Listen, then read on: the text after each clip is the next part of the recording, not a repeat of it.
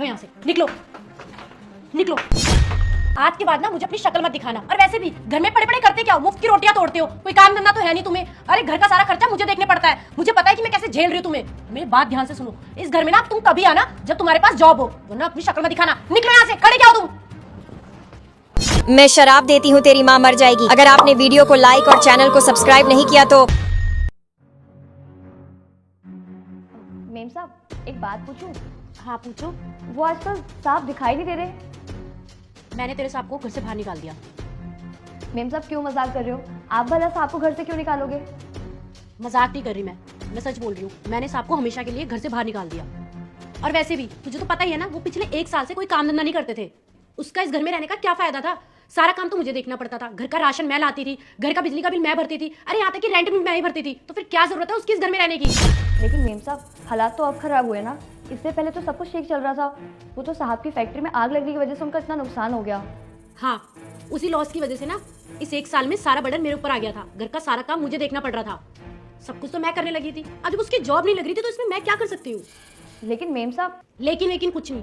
तू यहाँ पे काम करने आती है ना, तो जाके अपना काम कर। बड़ी आई उसकी तरफदारी लेने। ठीक है मेम साहब। मेम साहब, एक बात बोलूं? हाँ बोलो, अब क्या बोलना है? बुरा मत मानना, छोटा मुंह बड़ी बात कह रही हूँ। साहब बहुत अच्छे इंसान हैं और बहुत मेहनती भी हैं। मेहनती होने के साथ साथ खुददार भी हैं। वो आपको अपने काम को लेकर झूठ नहीं बोलेंगे। आज उनके हालात ख़राब हैं, लेकिन आप उनके ऊपर विश्वास रखो, वो सब कुछ ठीक कर देंगे। मेम साहब, एक बार आप खुद सोच के देखिए, जब साहब का काम चलता था वो आपकी सारी ख्वाहिशें पूरी करते थे, आपको कितना खुश रखते थे।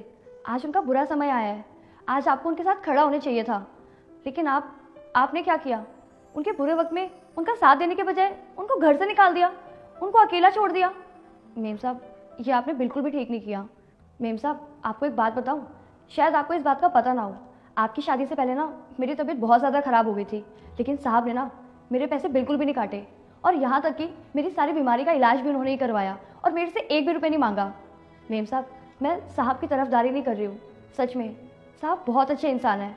आप एक बार उनको मौका दे के देखिए, उनको समझने की कोशिश कीजिए। ये मैंने क्या कर दिया? वैसे तुम बिल्कुल सही कह रही हो। जब तुम्हारे साथ काम करते थे ना, तो मुझे किसी भी चीज़ की कमी नहीं होने देते थे। जब वो काम करते थे तो मेरी सारी ज़रूरतों को पूरा करते थे, यहाँ तक कि मेरी फैमिली का भी बहुत अच्छे से ध्यान रखते थे। जब उनका बुरा वक्त आया तो मैंने क्या किया? मैंने उनका साथ छोड़ दिया, यहाँ तक कि उनको घर से बाहर निकाल दिया। और जब मैं जॉब करने लग गई तो मैंने इस बात को ईगो पे ले लिया कि वो घर का कोई खर्चा नहीं उठाते हैं, बिजली का बिल नहीं भरते हैं। पर मैं ये कैसे भूल गई कि उन्होंने मेरे बुरे वक्त में कितना साथ दिया था। यहाँ तक कि मैं जिस